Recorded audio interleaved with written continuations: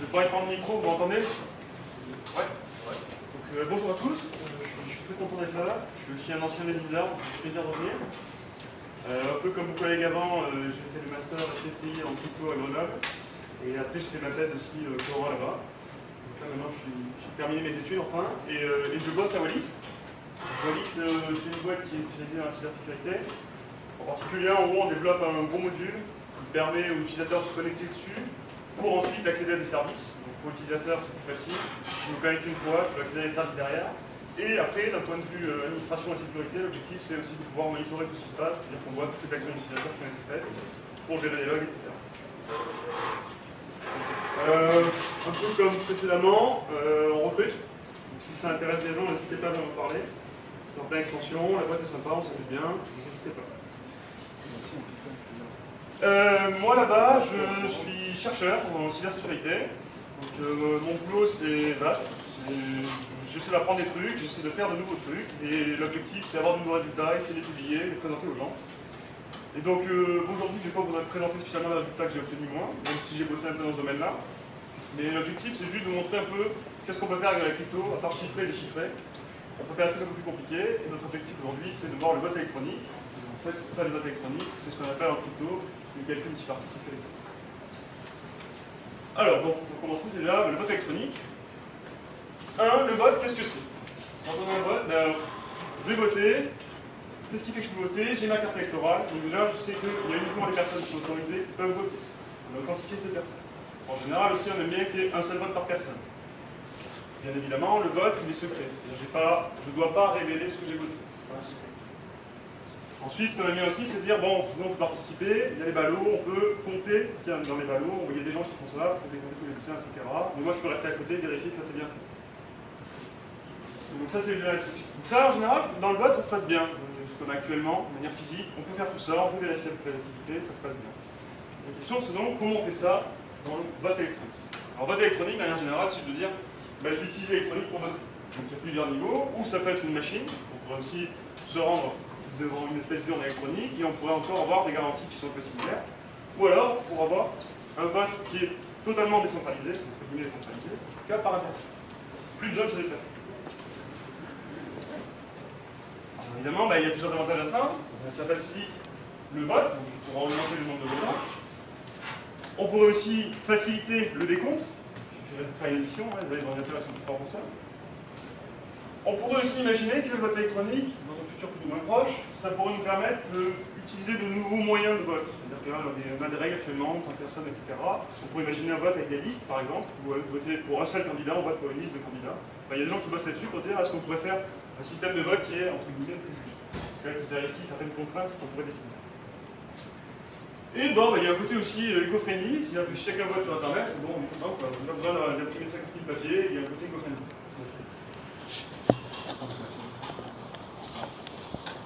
Les avantages, la sécurité, ça c'est le gros point noir. Et la mise en place, mine de rien, il y a beaucoup de boulot aussi. Et donc là, ces deux trucs là, pour l'instant, je vais tout de suite casser l'ambiance, mais le vote électronique, ça peut être utilisé, c'est pas encore au point. Et là, ce qu'on va faire aujourd'hui, on va essayer de faire un protocole de vote électronique, mais on ne pourra pas utiliser en pratique non plus parce que c'est clairement pas assez sûr. Alors, dans le vote électronique, de quoi on a besoin? Un peu les mêmes propriétés que ce qu'on a vu avant sur le vote avec papier. Sauf que, vu que c'est tout par Internet, il faut définir un peu plus précisément ce qu'on veut. Donc encore une fois, il va y avoir l'authentification, etc. Il y a aussi un jeu d'intégrité. Quand on va à l'urne, c'est pas trop la question, mais si on vote par Internet, qu'est-ce qui me dit que le vote que j'ai envoyé sur Internet, il n'a pas été intercepté par quelqu'un et modifié? Moi, ce que je veux être sûr, c'est l'intégrité. Sauf que mon vote que j'ai envoyé, c'est bien bon, il n'a pas été modifié encore. On veut pouvoir aussi vérifier que tout a été bien fait. Il n'y a pas eu de bug sur la machine, etc. Bon, évidemment, on doit aussi avoir des problèmes des propriétés capables de pouvoir, je ne sais pas me le péter, je peux réagir en fonction. Et tout ça, ça va être facile à utiliser pour l'utilisateur, bon, globalement, et le plus transparent possible. Donc là, je vais vous présenter les trucs de crypto. Globalement, la crypto, ça ne parle pas trop aux gens. Donc là, il y a encore une grosse étape de dire qu'il faut que les gens acceptent ce truc.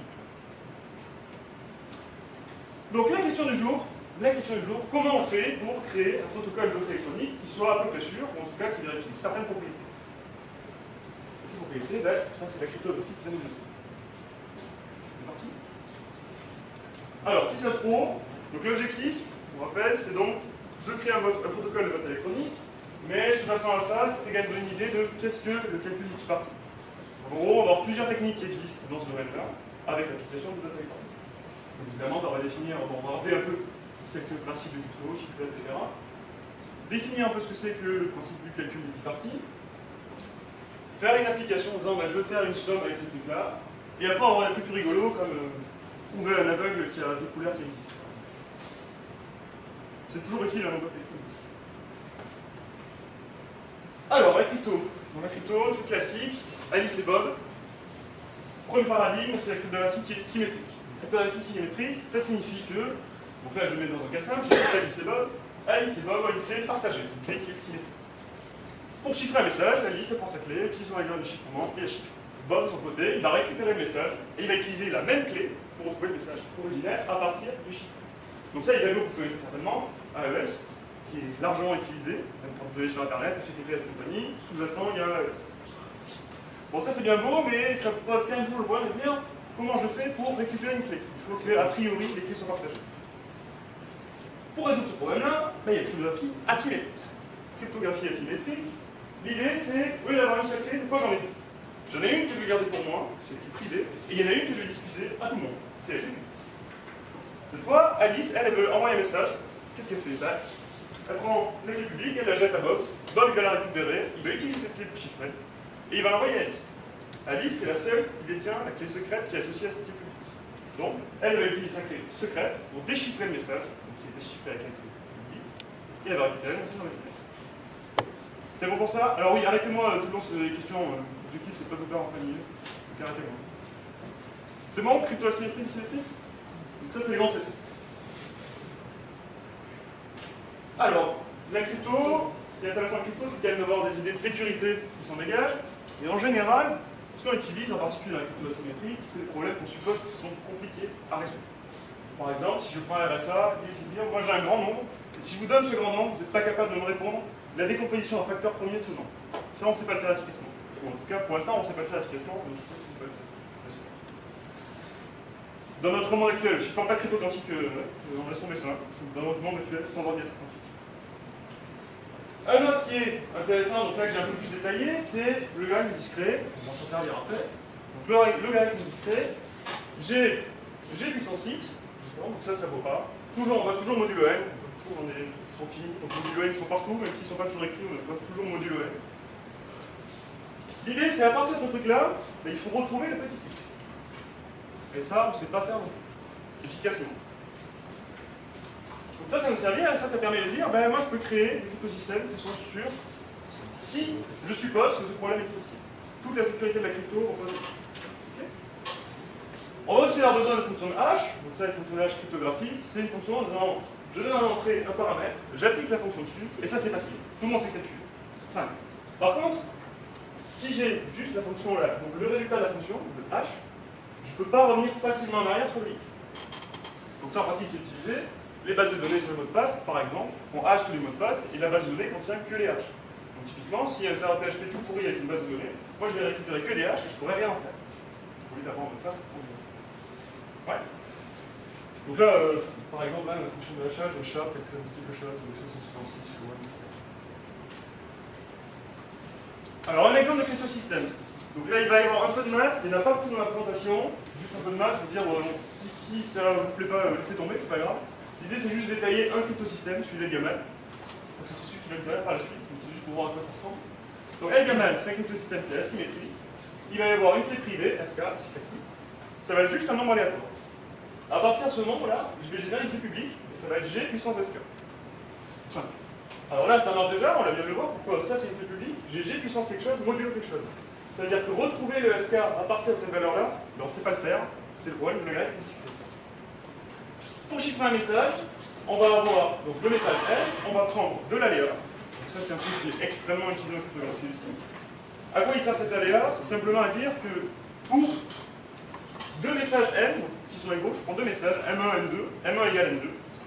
Quand je vais chiffrer, à la fin, je ne vais pas obtenir le même chiffré. Toujours mettre de l'aléa dans le crypto. Pourquoi? Simplement, on imagine une image et Si je chiffre une image et que je ne mets jamais d'aléa, ben je vais avoir une image chiffrée, mais en fait je vais quand même réussir à détecter les formes. Même si l'image sera un peu brouillée, je verrai quand même les formes de l'image. Donc plutôt, c'est toujours une bonne idée de mettre de l'aléa. Je vais utiliser cet aléa, et après je vais calculer, pour mon chiffré, ça va être un couple de valeurs. Donc G puissance R, encore une fois, donc ce truc-là, je peux l'envoyer, mon R est tranquille. Et après, mon message va être multiplié par la clé publique à la puissance de 1. Pour déchiffrer une seule sur le côté, ben là, moi je vais pouvoir utiliser ma clé privée et faire cette opération. C'est bon pour l'idée? Encore une fois, on voit le paradigme de la cryptographie asymétrique, clé publique pour chiffrer, clé secrète pour déchiffrer. Okay. Et donc là, en faisant ce truc-là, c'est là que je vais me faire les calculs, ben bien évidemment, on dégage ce clavier. Yes? C'est bon pour tout le monde? Alors, qu'est-ce que ça nous donne comme propriété? Alors, la cryptographie, comme ça, en brut juste, le système chiffrement, bah, on a globalement la confidentialité, c'est l'objectif. Je suis capable d'envoyer un message chiffré, et seule la personne qui a la clé secrète associée pourra récupérer ce message en théorie. Les autres, ils auront rien. Donc, j'ai une confidentialité du donné, un secret, qui est partagé entre les deux personnes que vous. On peut aussi facilement, gérer l'authentification. On peut déployer le système pour se dire, bon, ben voilà, je suis Alice, j'ai jeté ma clé publique. Par contre, ben, il faut quand même que je fasse un lien entre mon identité et cette clé publique. Donc ça, c'est fait sur Internet, par exemple. Si je dis je suis Google, vous gagnez sur Google, vous voulez être sûr que vous communiquez avec Google de manière sécurisée. Pour ça, Google, en fait, il va donner un certificat. Et vous allez regarder un certificat. Certificat X509, ça paraît ça. Donc ce certificat, tout ce qu'il fait, c'est un lien entre l'identité, Google, et sa clé publique. Pour être sûr qu'on n'a pas récupéré la clé publique de quelqu'un qui se fait passer pour Google. Donc ça, on sait à peu près bien faire. Donc il y a plusieurs méthodes qui existent, PGP, peut-être vous avez vu aussi, ça c'est souvent pour la chiffrée.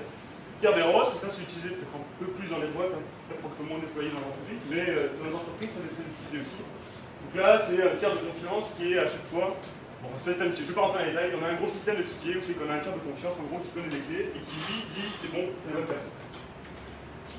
Enfin, on a aussi l'intégrité, qu'on arrive à vérifier avec la crypto, donc ça c'est le mécanisme de signature ou de hashmag, l'utilisation de fonctions de hash par exemple, résumant à très haut niveau. Donc on a ces propriétés-là qui en soi peuvent directement servir pour faire un protocole de vote. Mais protocole de vote, les différences qu'on a, c'est qu'on n'a pas que deux personnes qui veulent communiquer, mais une personne qui veut communiquer avec une autorité par exemple qui va décompter les votes. Donc comment à partir de ces trucs-là, on peut généraliser tout ça et avoir un système de vote. Mais ça c'est le Secure Multicard Computation, donc calcul multicard. C'est abrégé MPC dans la suite. De manière générale, le MPC, c'est bien. Donc j'ai N joueurs, N participants. Je ne sais pas que c'est Bob. Il y a N personnes qui veulent jouer. N personnes, et ces N personnes, ce qu'elles veulent, c'est faire un calcul commun ensemble. Chacun doit participer à faire un bout de calcul. Bon, c'est un peu comme un calcul distribué. L'objectif, c'est donc que chacun des joueurs calcule, obtienne le résultat de cette fonctionnalité F, mais par contre, il doit garder pour lui ses entrées. Et en fait, plus généralement que ça, il ne veut rien révéler de ce qu'il connaît. Et le protocole ne va rien révéler d'autre que la sortie de la fonction qu'ils ont décidé de calculer. Donc là, typiquement, sur le système de vote, ce serait, je vais calculer une somme. Je vais calculer la somme de tous mes votes, par contre, je vais garder mon vote secret. Donc à la fin, tout le monde participe, chacun pose son vote, il y a le calcul qui est fait, et à la fin, on obtient le résultat de l'élection. En termes de fonctionnalité, ben, ça, il y a plein de trucs qui existent. On peut aussi faire des enchères, par exemple. Vous avez évidemment les enchères, on peut imaginer des systèmes de confiance aussi qui se distribuent entre les gens, et qui gardent la sécurité. Donc là, ce serait... Moi j'ai dit qu'un tel je lui fais confiance, un tel je lui fais pas confiance. Ça c'est une information qui est sensible. J'ai pas envie de dire à tout le monde, lui je l'aime pas. Donc il faut que ça serve, il faut que ça reste secret. Par contre à la fin, on a envie d'avoir un avis général. Par exemple, une espèce de TripAdvisor, on peut imaginer en disant, en fait on ne sait pas qui est voté pour exactement. Donc il y a plein d'applications sur ce truc-là, on peut aussi faire des statistiques sur des bases de données, etc. Donc là c'est, je répète un peu la même chose, hein. C'est sur la data électronique, on est exactement parce qu'à la fin, on a N personnes.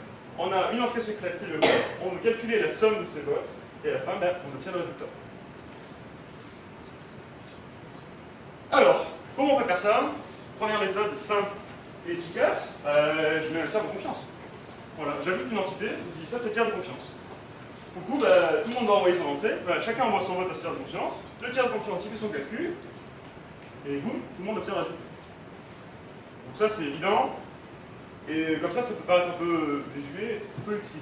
Mais ça va nous servir à quelque chose.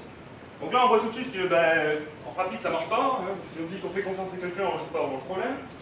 Et puis en plus, on a ce côté secret qui n'est pas du tout vérifié en fait. Donc, je donne quand même mon vote, je donne directement une sorte de confiance.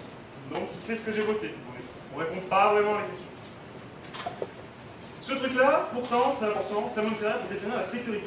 On ne rien, on parle de protocole, on a vu globalement un petit peu les propriétés, et nous, on veut faire un protocole qui fait des votes électroniques, mais comment on va dire que notre protocole il est sûr? Comment on arrive à prouver ce qu'il est? Je ne vais pas rentrer dans les détails, mais juste l'idée, parce que l'idée est plutôt rigolote.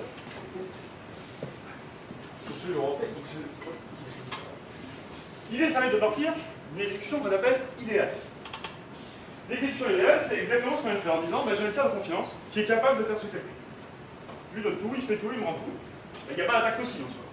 Enfin, ça récupère, chacun a un résultat, chacun a voté, il n'y a pas d'attaque possible. C'est un monde idéal. En comparaison, on va mettre nous le protocole qu'on a désigné. Donc ça, c'est le protocole comme il se passe réellement. Et l'idée, ça va être de dire, si je mets un tiers et que je lui donne en gros ce qui s'est passé dans les deux cas, il ne doit pas être capable de me dire quel est le protocole réel. Donc je refais. J'ai deux protocoles, là j'ai mon protocole réel, celui qu'on a designé ensemble, là, celui-là il exécute. Ça va laisser des traces. À chaque fois, j'envoie des messages, etc. Ça veut dire que là, en gros, je pourrais imaginer un gros log de ce protocole qui contient un peu toutes les opérations qui ont été faites. Je vais essayer de comparer ça avec une exécution idéale où en gros il ne se passe rien. J'envoie mon message et j'ai un retour. Ça c'est vraiment comme si ce truc-là c'était ma fonction f. C'est tout. Rien d'autre. Et pour le coup là, si je donne les deux résultats à quelqu'un, un externe, on ne doit pas être capable de dire quel protocole a été exécuté. Je donne les deux sorties là, voilà les deux logs. Quel log correspond à une exécution avec un tiers de confiance? Quel log correspond à une exécution réelle? Et ça c'est toute la sécurité des trucs. C'est quand même hyper rigolo. Je veux dire, j'ai un monde idéal, je trouve pas un truc idéal, avec ce que j'ai fait moi, je vous dis que les deux sont pareils. Donc c'est comme ça que ça marche en pratique. Donc j'en reviens à ça. Donc là, en termes de sécurité, on a plusieurs joueurs, ils peuvent faire plein de choses. Comment on définit un peu l'attaquant commun? Alors l'attaquant, on peut supposer qu'il essaie d'être un petit peu discret. Donc lui, ce qu'il va faire, c'est récupérer un maximum d'informations possibles de tous les échanges qu'il y a, et dans les meilleures choses. Ou alors, l'attaquant, il peut être un peu plus vicieux et dire, moi je vais essayer d'injecter des choses. Donc c'est vraiment le côté tout à l'heure qu'on avait le discret, où là c'est ce cas-là, où le cas où l'adversaire est actif, là on appelle malicieux. L'attaquant il fait ce qu'il veut, il respecte parfaitement le protocole, il envoie n'importe quoi, il fait des injections, etc. Donc simplement, on veut être sûr, on a plusieurs joueurs, mais on veut être sûr à quel point. On veut être sûr contre un certain nombre d'adversaires. Et au maximum, mais en fait, il faut toujours qu'il y ait au moins une personne qui soit honnête. Et cette personne, ça peut être celui qui vote. Moi, je suis honnête là-dedans, et personne d'autre est honnête, donc le protocole marche quand même. Après, bon, on peut avoir des... ça, c'est peut-être un peu plus du détail, mais... le type de cooption en disant, je commence mon protocole, et je suppose que les adversaires, les groupes d'adversaires sont déjà définis, ou, au fur et à mesure, des gens vont essayer de péter des trucs parce qu'ils ont envie. Et enfin, les canaux de communication, il y a des échanges entre les joueurs, qui sont comme ça, j'envoie tout en clair, ou est-ce que je suppose quand même qu'il y a des canaux qui font ça? C'est bon pour ça? Est-ce que vous avez pas de questions? C'est bon? Ok. Alors, première étape, on va essayer donc de calculer une somme, sans révéler entre les joueurs, de manière simple, donc sans tiers de confiance, juste entre les joueurs. Première idée, dire je vais partir d'Alice, et Alice, ce qu'elle va faire, c'est cacher son entrée avec un nombre aléatoire. Elle prend son entrée, elle ajoute un nombre aléatoire R, et elle l'envoie à Bob. Du coup, Bob, il n'a pas d'information. Lui, il récupère un truc, c'est aléatoire. Il y a le vote d'Alice, certes, mais vu que j'ai ajouté ce truc-là, c'est totalement caché. Pour ceux à qui ça parle, ce serait un équivalent du one-time pad. À partir de là, Bob il fait quoi? Lui, il ajoute simplement son entrée, il envoie Charlie, Charlie fait pareil, Dan fait pareil, et Alice récupère la suite. Donc là, à chaque fois, il y a toujours ce random là, qui se balade. Qui fait que Bob il n'a aucune information, Charlie n'a aucune information, donc c'est toujours le random, et Dan n'a pas d'information non plus. À la fin, Alice, elle va récupérer le résultat, et tout ce qu'elle a à faire, c'est virer le nombre aléatoire, et elle obtient la somme. Là, il y a la somme de tous les joueurs, elle n'a rien appris, elle a juste les résultats, et elle ne connaît pas les infos de chacun des joueurs. Donc ça marche. Solution simple. S'ils sont que deux, ça marche moins bien. Bonne remarque. Pourquoi? Parce que si j'ai que deux valeurs, j'en connais une, j'ai A plus B, je connais A, si j'ai le résultat de A plus B, soustraction, j'ai gagné. Dans le monde idéal aussi. Mais dans le monde idéal aussi. Mais en fait, alors oui et non. Alors, on pourrait dire que ça marche pas, mais ça marche. Parce qu'en fait, la sortie, il y a un plus dedans. En fait, ma fonctionnalité de base, elle n'est pas sûre. J'ai deux joueurs, je calcule une somme, donc de base, je prends forcément quelque chose. Donc en fait, même dans le monde idéal, j'ai un truc pour moi. Donc je gagne rien. Je gagne rien.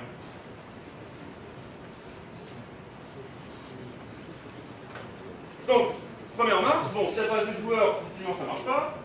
Si j'ai deux joueurs qui sont corrompus là-dedans, ben, ça ne marche pas non plus parce qu'ils peuvent récupérer les forces de soustraction. Bon, ça, c'est une solution qui marche, mais pas si bien. Ce qu'on voudrait, c'est que chacun des joueurs cache leurs entrées. J'ai une question à la fin, Alice à la somme, et rien ne l'oblige à donner la vraie somme aux autres. Rien ne l'oblige de donner la vraie somme. C'est un problème aussi, ça. Oui, c'est un problème aussi. Donc là, l'idée, c'est qu'on voudrait que les joueurs cachent un peu mieux chacun leurs entrées. Pour ça, on va utiliser partage de secret. L'idée générale de ce truc-là, il faudrait voir, la meilleure image, ce serait dans les films où c'est que pour lancer la bombe nucléaire, il faut qu'il y ait plusieurs personnes qui mettent leur clé dedans. On va partager un secret, mais entre plein de joueurs, j'ai une clé, mais toute seule, elle ne sert à rien. Par contre, si j'ai plein de clés, je peux faire quelque chose. C'est l'idée générale. Donc là, ce que je vais faire, c'est mes entrées, je vais les découper en petits bouts, grosso modo, et je vais envoyer ces petits bouts à tout le monde. À partir de ces petits bouts, personne ne sait rien. Il faut que tout le monde récupère chacun des bouts pour en faire quelque chose. Bon là, c'est peut-être un peu plus technique. Est-ce que je vous détaille? Bon allez, je vous détaille. Donc je découpe mon entrée X, là, je découpe. Je découpe ça en plein de petites parts, et en fait pour découper les petites parts, c'est simple, je prends plein de valeurs aléatoires. À partir de ces valeurs aléatoires, je vais construire un polynôme, c'est ce qu'on fait, qui utilise chaque fois des valeurs aléatoires. Et le R0, là, la valeur constante, c'est mon entrée à moi. Ce polynôme, là, je vais l'évaluer en n points, i, et je vais calculer p de i. Donc j'aurai un coup i p de i. Ça, c'est ce que je vais donner. Je le donne à tout le monde.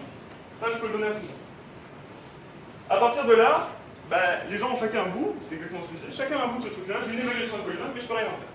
Par contre, si je récupère suffisamment d'entrées, si je récupère suffisamment d'entrées, je peux reconstruire un polynôme grâce à une méthode de Lagrange, ça je passe le détail pour le moment, et je peux retrouver le polynôme et l'évaluer en 0 pour retrouver mon x. Ok? Pour moi, avec ce truc-là, on peut faire pour calculer une somme entre plusieurs joueurs. Bon, ça va être un peu pour moi, mais ça marche. C'est-à-dire que Alice, elle va prendre son XA, elle va le découper comme elle vient de le voir, et elle va envoyer 2 portions à Bob et Charlotte. Donc elle envoie, j'ai évalué en un point, j'ai évalué en un point, hop, et j'envoie ça. Pour son polynôme. Chacun des joueurs va faire pareil. Bob, lui, il va aussi prendre son entrée, choisir un polynôme, l'évaluer et envoyer les 2 parts aux autres. Charlie fait la même chose. À la fin, qu'est-ce que j'ai? J'ai 3 bouts. J'ai 3 bouts de vote. Bon. Ce que j'en fais, c'est que je vais les ajouter. J'ajoute ça, bourrinement. Ça me donne une évaluation.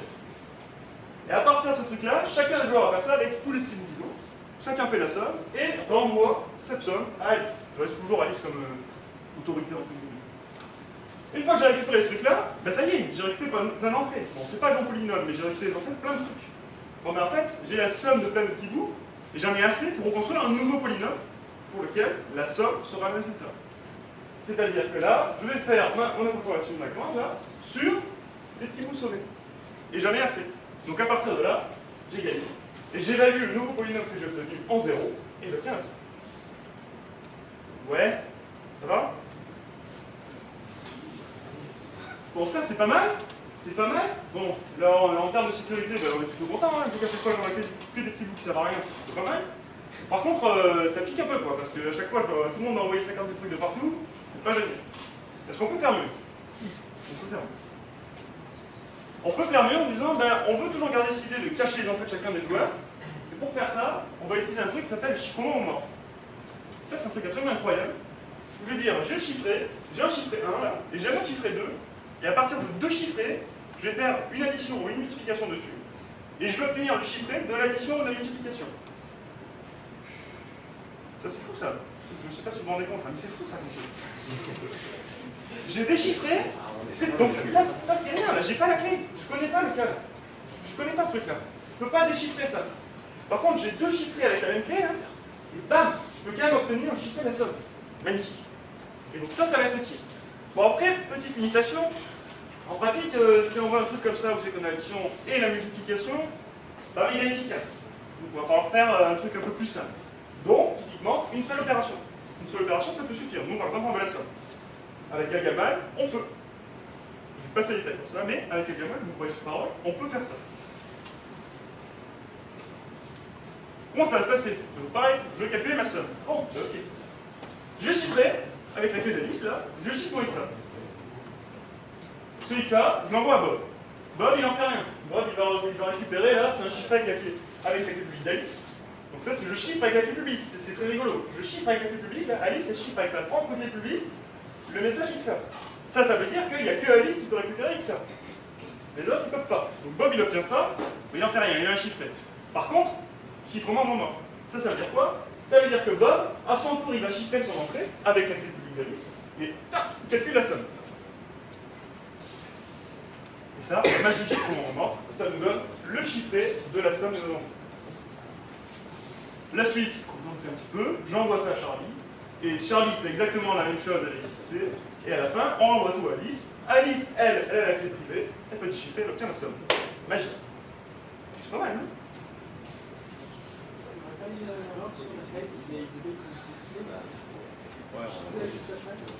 Ah oui! Mais oui, ça c'est ce truc-là que j'envoie et que je déchiffre. Charlie, il est magicien. Ouais. Comment Bob et Charlie ils génèrent leur propre clé, enfin leur chiffre à eux? Bah, alors là, quand je récupère, hein, c'était ta place, c'est ça qui te plaît pas. Non, Là, moi, Bob il a XB. D'accord, c'est son entrée. XB il a. Tout ce qui lui manque, c'est pour pouvoir faire ce carré bleu. Ce carré bleu, ça veut dire que j'ai chiffré avec la clé publique d'Alice. La clé publique. Donc terminé, je récupère, je chiffre, et je fais une opération dessus, et j'ai gagné.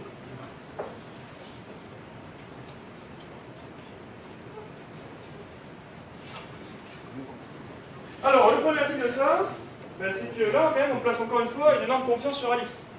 Et typiquement, si on prend plusieurs joueurs qui sont corrompus, s'ils partagent un petit peu la clé secrète d'Alice, ça y est, on récupère les entrées de chacun des joueurs. Donc là, on s'est encore ramené à un truc où c'est qu'on a globalement une forte confiance dans Alice. Ce qu'on voudrait, nous, c'est une espèce de mélange en disant j'ai du secret sharing comme tout à l'heure, c'est-à-dire j'ai des petits bouts et tout le monde a des petits bouts et personne ne peut rien en faire, sauf si tout le monde se met ensemble. Et en même temps, garder le fait aussi que ben, j'ai chiffré mon entrée, c'est plutôt pas mal. Comme ça, je vais pouvoir utiliser l'avantage du chiffrement en disant je limite les communications, et en même temps, je peux aussi partager le secret plutôt qu'utiliser une seule entité. Donc une seule autorité comme on l'avait dans le cas d'Alice. Encore une fois, merci à Gamin, grâce à Gamin, on peut faire ce truc-là. Donc là, j'ai mis la slide, je vais la passer sous silence, je pense. Mais l'idée, c'est que tout ça, ça marche bien en disant chacun peut faire une génération de clés, comme on l'a vu de manière classique, donc avec Gamin, chacun génère sa clé.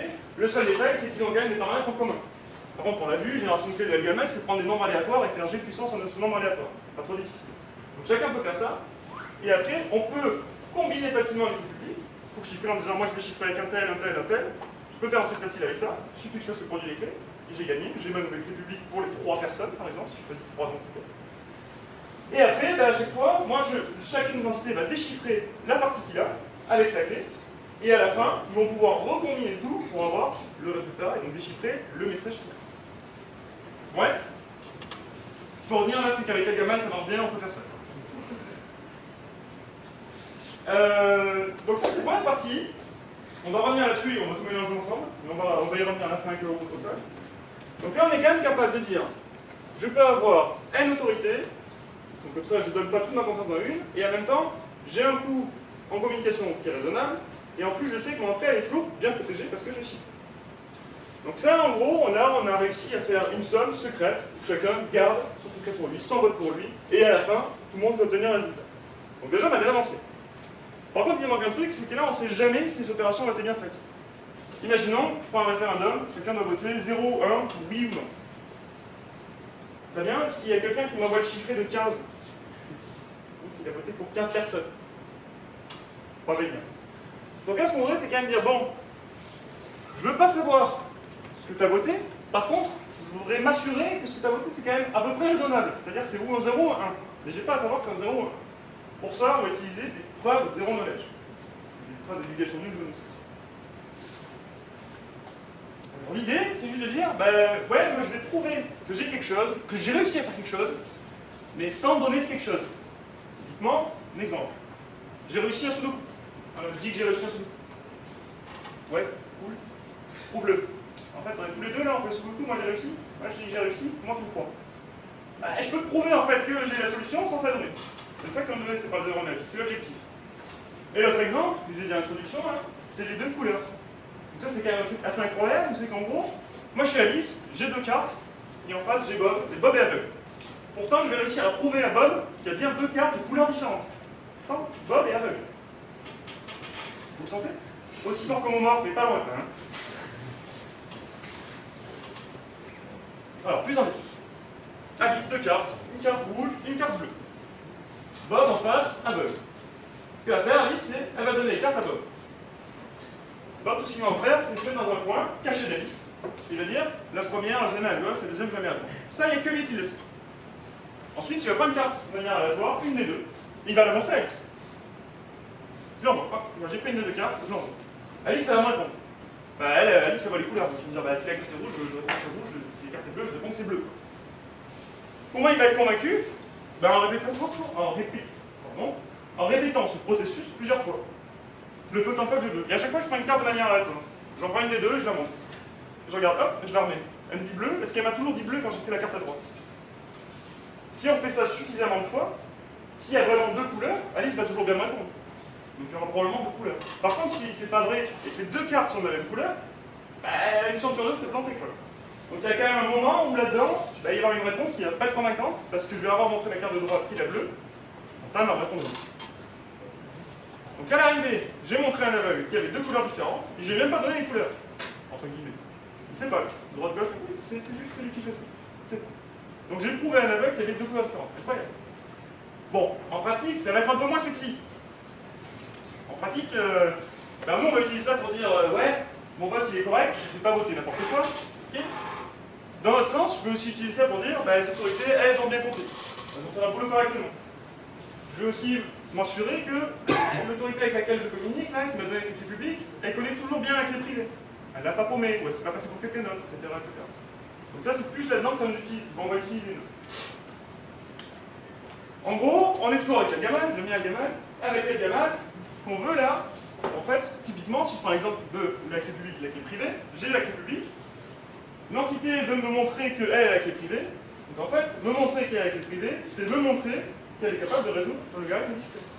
On se rappelle, le logarithme discret, on ne sait pas le faire. Donc si elle n'a pas la bonne réponse, elle ne va pas gagner.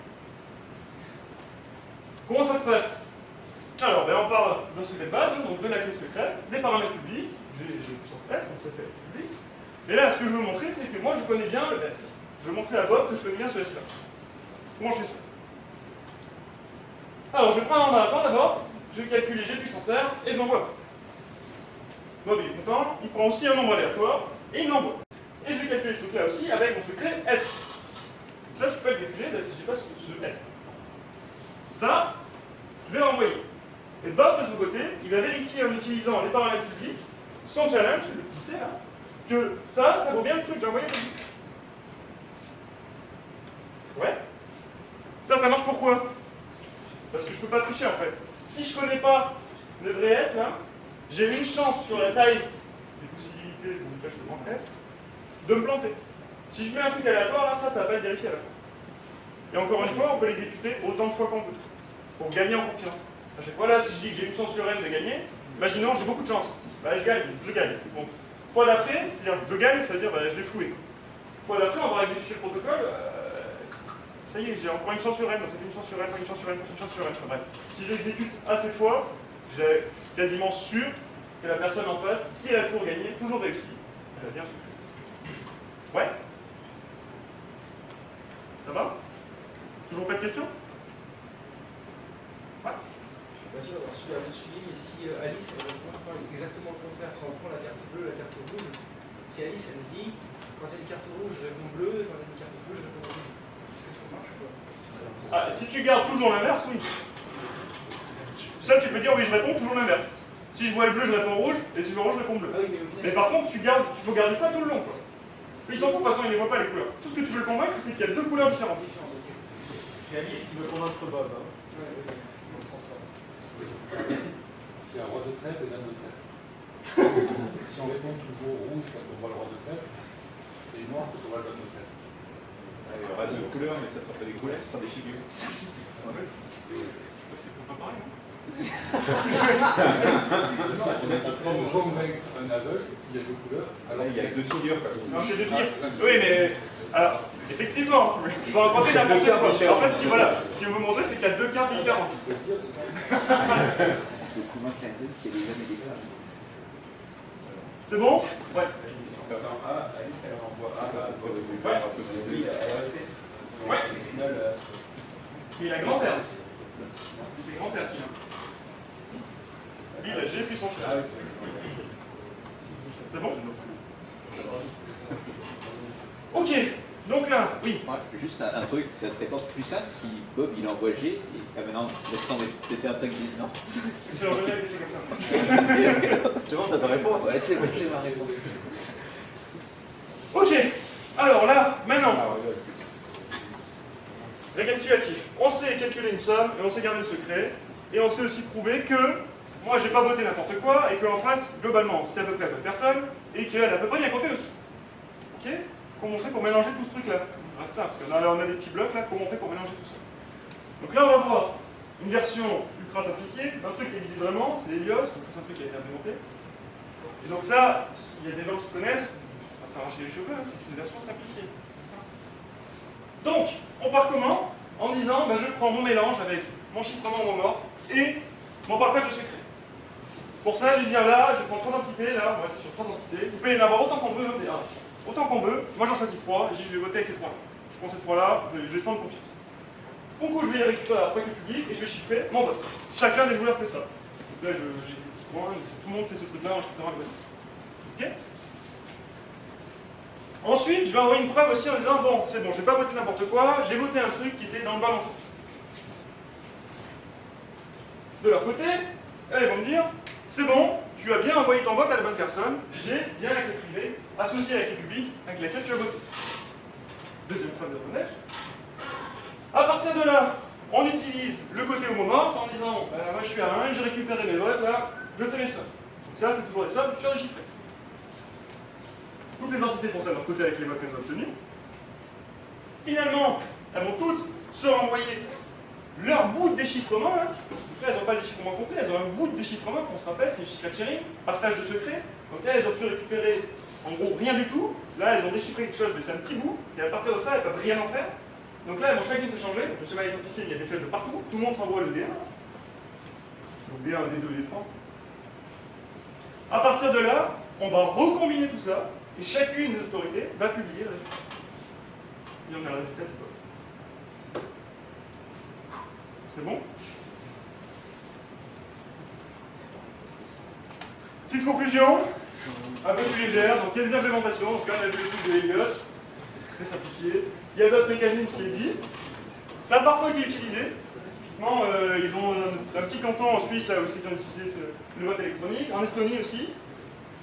Au Danemark, ils s'en sont servis, pas eux du vote électronique, mais globalement des protocoles multipartis pour faire des enchères. Du prix du blé, du blé, exactement. Aujourd'hui, bon, ça a été utilisé, mais c'est très controversé, parce que là, vous avez une version méga simplifiée du truc. Question transparency, le fait que tout le monde comprend un peu ce qui se passe, c'est raté. Et en plus, au-delà de ça, il y a toujours une implémentation. Donc, il y a toujours des problèmes de sécurité associés. On l'a vu avant avec les collègues qui ont fait de la sécurité avec la crypto, c'est une catastrophe. Donc c'est très très controversé. Pour l'instant, il y a des tests qui sont faits. Est-ce que c'est vraiment déployé pour le vote? Est-ce qu'il faudrait vraiment déployer pour le vote? À mon avis, pas tout de suite. Et sinon, on a vu quelques trucs, là. On a vu du scratch sharing, on a vu du chiffrement homomorphe, tout pour faire des protocoles multiparties. Mais en fait, il y a plein de méthodes qui existent pour faire ça. Il y a notamment des trucs qui sont à la mode en ce moment, là. C'est du chiffrement fonctionnel. Alors si je vous en dis 2 mots, c'est au lieu de déchiffrer et d'obtenir un message, j'ai déchiffré et j'obtiens la fonction d'un message. Par exemple, comme ça. Donc ça pourrait bien marcher. Et ce truc-là, le BIOS transfert, ça aussi c'est à la mode, c'est du transfert caché, c'est-à-dire que j'ai 2 valeurs, il y a quelqu'un qui veut récupérer une des 2 valeurs, et en gros moi je ne veux pas savoir quelle valeur il a récupérée, et lui il ne doit rien apprendre de l'autre valeur. On s'échange des trucs, mais à chaque fois j'obtiens que la bonne valeur, moi je ne sais pas ce que j'ai donné. Magique. Voilà, il n'y a pas d'autres machines, il faut très très avec c'est bien. Je crois que c'est la conclusion. Merci.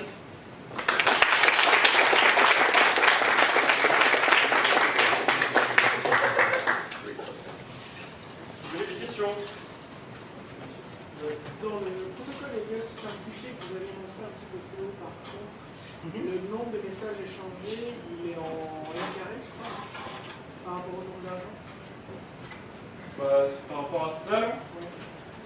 est chiant. Ou n carré plus n carré, parce que j'envoie mon vote, après je dois envoyer des preuves à chacune des entités. Ouais, en gros n carré, tu veux.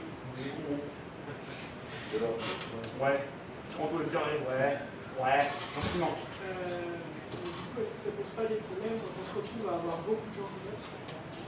Alors oui, là j'ai pris un cas où c'est que j'en prends 3, j'en prends moins déjà, donc c'est plus léger. Et oui, évidemment, ça pose un problème. Ça pose un problème. Après, c'est genre un truc, bon.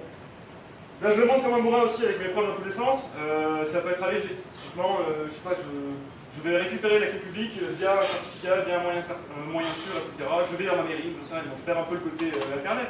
Mais je récupère le moyen sûr, la poste. Ça, c'est sûr. En fait, je récupère par un moyen quelconque, la clé publique de la bonne personne et je suis sûr que c'est la bonne personne associée, dégage. Déjà, je peux enlever certains relèges, ça allège peut-être. Il y a des trucs qui sont faits pour alléger. Donc, c'est pour tout. Ouais. Est-ce que les protocoles sont dépendants directement de la crypto fréquente? Est-ce que c'est quelque chose qui pourrait s'appliquer après en post-quantique ou est-ce qu'il y a des changements à faire? Alors, tu m'as réponse théorique. Réponse théorique, on sait faire. En pratique, on sait pas faire. C'est-à-dire que là, le gamin, il est tout mignon, hein, c'est gentil, je calcule une puissance, trop cool. Si on veut avoir des propriétés pareilles dans un monde où on dit que le quantique ça marche bien et que du coup, ben, les gamins se péter, les trucs se péter, donc il faut utiliser en gros une autre notion de sécurité. Ça va être sur des lattices, des réseaux qui viennent. C'est d'autres notions de sécurité. Et donc là, on sait faire plein de trucs. Hein. Le chiffrement moment, par exemple, avec les deux opérations, on sait faire grâce à ça. Enfin, le départ, c'était ça, quoi. J'ai l'opération plus, l'opération faux, voilà, on sait faire plein de trucs. Par contre, en pratique, c'est super lourd. Donc là, il y a plein de gens qui bossent là-dessus pour dire, bon, on va essayer d'alléger ça. En théorie, oui. En pratique, c'est encore plus lointain que ça.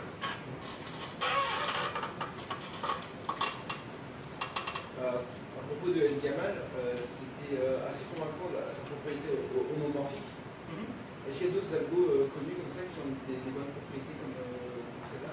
Comme El Gamal, ouais. Bah, il y a le RSA, mais pas le RSA qui est utilisé vraiment. Bon, il y aura des trucs qui sont rajoutés au milieu pour que ça se passe moins bien, on va dire. Après, oui, il y en a plein d'autres. En fait, il y en a plein. Il y a Paillé, mais c'est pas des trucs pas trop utilisés en pratique, quoi. Enfin, pas quand vous allez sur Internet ou je ne sais quoi. Il y a RSA, voilà. Si on prend un RSA un peu débile, on peut faire un truc comme ça. Sur une seule opération, hein. Pas sur les deux. C'est-à-dire que je multiplie deux chiffrés et je peux avoir la somme des chiffrés à la sortie. D'accord. Et pourquoi est-ce qu'on dit souvent que la cryptomorphique ça marche pas? Alors que là, pourtant, ça a l'air assez Parce que c'est pas totalement homomorphe. Là, j'ai un truc qui est semi-homomorphe. J'ai une opération sur deux. Mais ça suffit, non, finalement si... Là, ça suffit, quoi. Pourquoi j'ai besoin d'une multiplication Pour faire autre chose que les additions. Allez, bah, si tu veux un truc qui est complet, bah ouais, il faut une opération. C'est exactement un peu complet. Bah, des multiplications typiquement, enfin, qu'est-ce que je pourrais prendre? Du traitement de données, ouais, du traitement de données quelconque. Des intersections d'ensemble, qu'est-ce que je peux prendre?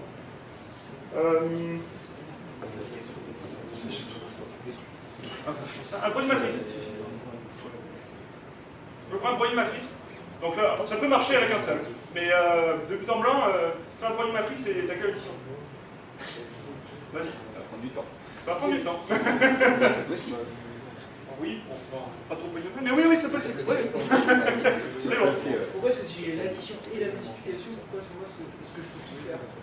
Tu veux tout calculer à partir de... Tu cherches un bloc et une porte logique.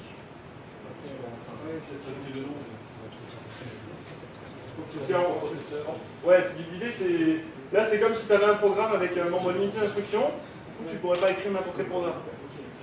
Je veux dire que certains programmes. Quand tu t'aimerais bien te écrire.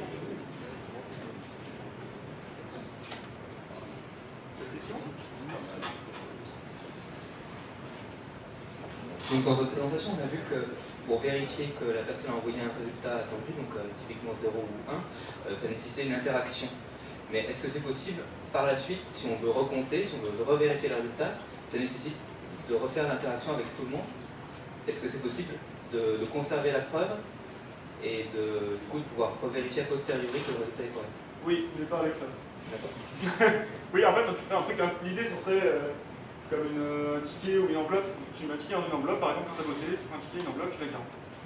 Et à la fin, quand ça compter, bah, tu peux dire, voilà, ça, j'avais bien ça. Moi, j'ai voté ce truc-là. L'enveloppe, tu touches plus, quoi. Tu la poses. J'ai bien voté ça. Donc, tu peux faire ça. C'est des commitments.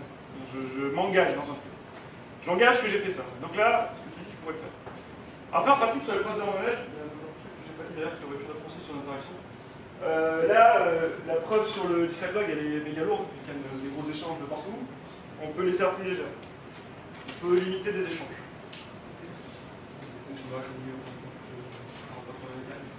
On peut faire des trucs qui sont interactifs.